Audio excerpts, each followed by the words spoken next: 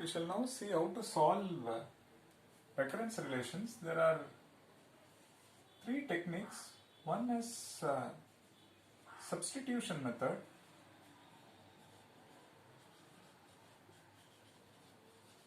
And the second method is recurrence tree method.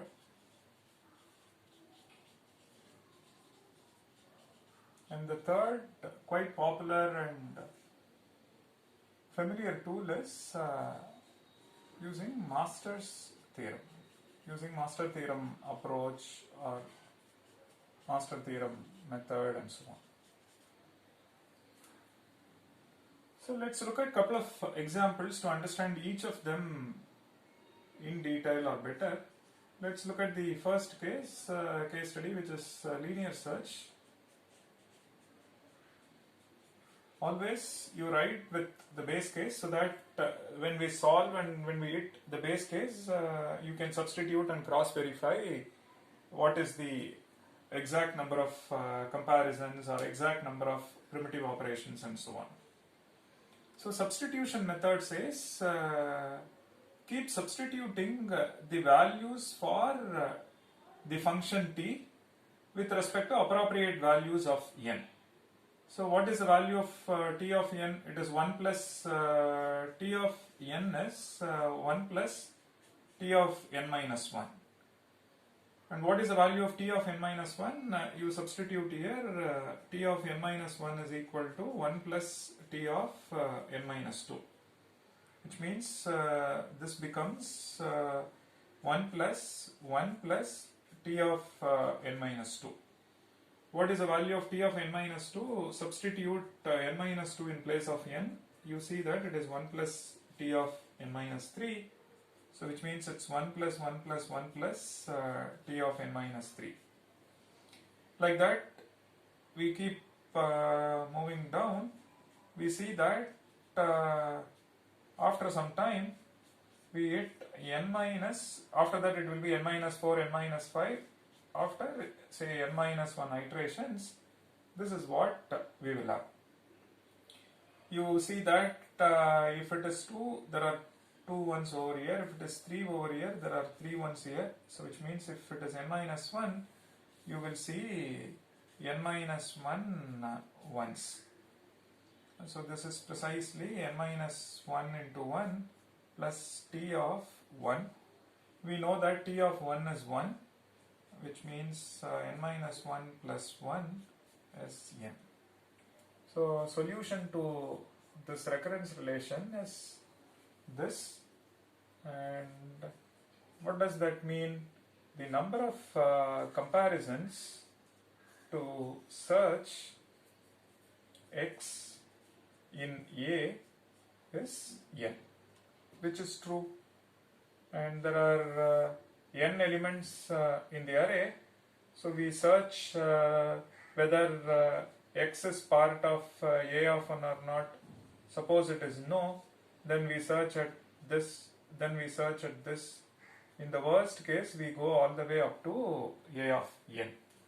So in the worst case, you get a no for all of them, and finally we search this, and if it is no, which means it is no for all, then you say x does not belong to A. In between, somewhere you get yes, then you return saying x is part of A. So that means this analysis or this recurrence relation, what it represents the worst case scenario, represents the worst case scenario. So the worst case scenario is you go through the entire array, you may get no for all of them, which means x is not part of this. You would have spent n comparisons. Or in the nth place, you may get to see yes, which means x is part of A of n, and rest of them it is no. In that case also you spend n comparisons. So what we describe as part of this, when we say worst case, maximum number of comparisons. So the worst case scenario meaning maximum number of comparisons. The other one is best case scenario, which means least or minimum number of comparisons one has to spend to say yes or no. Then for an arbitrary case, one can also talk about the average case analysis. Best case is in the first place you get to see, which means it is constant, but one can look at best case and worst case in somewhat closer detail, which we shall see now.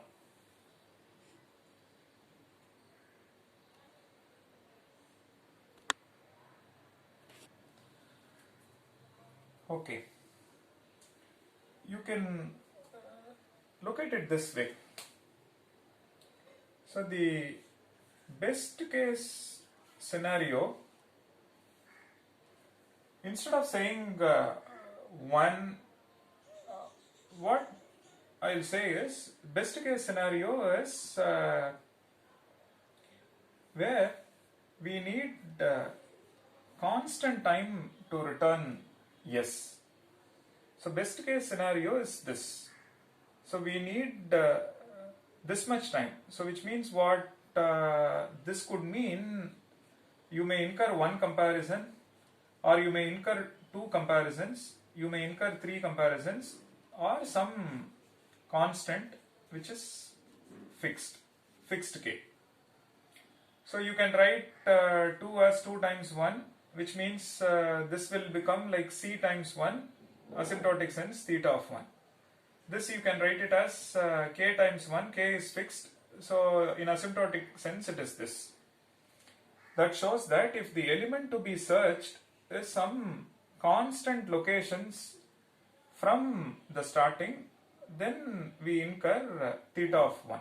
It may take 1 comparisons or 2 comparisons or 10 comparisons, then all of this are falling into best case. It is not just finding x in the first location alone. It may be second location, third location, some constant number of locations from the beginning. So all of this incur constant time. So when we say best case, which means you can say yes in theta of 1 time.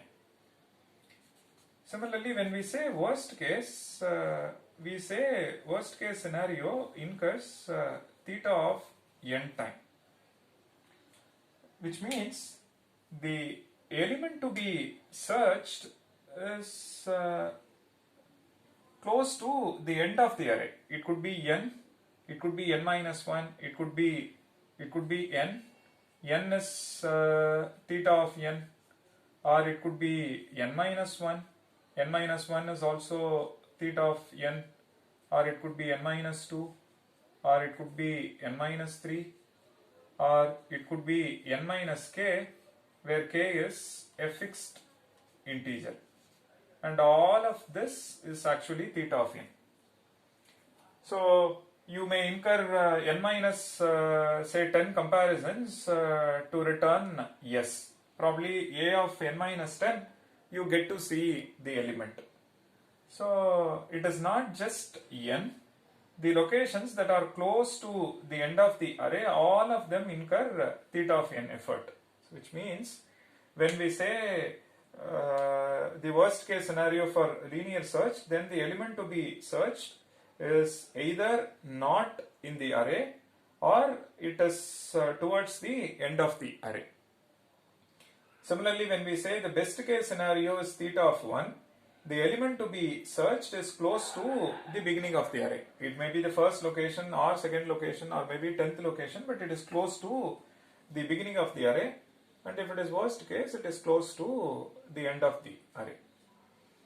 And on an average, what would be the complexity? All that we shall see in due course. So in general, when we describe the time complexity, one can represent this itself in two ways. the time complexity, meaning the number of comparisons in the best case and the number of comparisons in the worst case.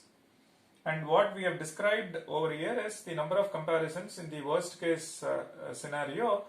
And further down we said the worst case scenario, it is not just the A of n or the element is not in the array, it may be close to the end of the array. So which is what we have highlighted now. So we shall look at a couple of other case studies and follow similar approach. So we shall next see binary search.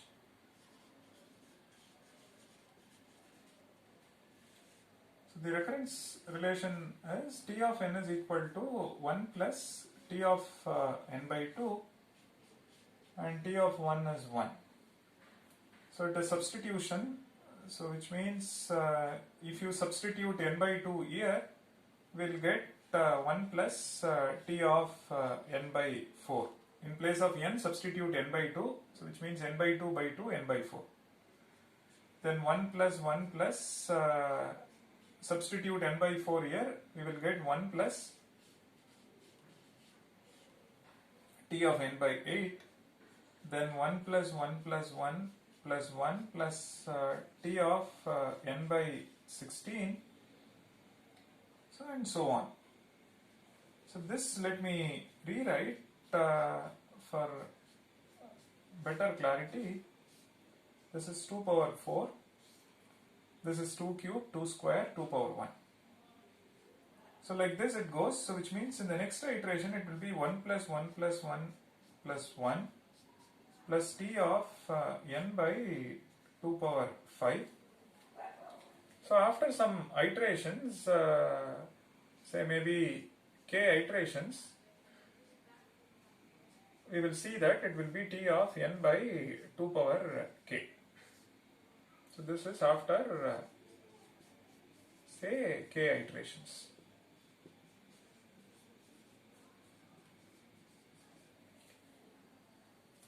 So please note, there are 5 ones when it is 2 power 5, there are 4 ones when it is 2 power 4, 3 ones when it is 2 cube. So k iterations, k ones when it is this. Now let us assume n is 2 power k for some integer k. So something like n is 32, 64, 128, 1024 and so on.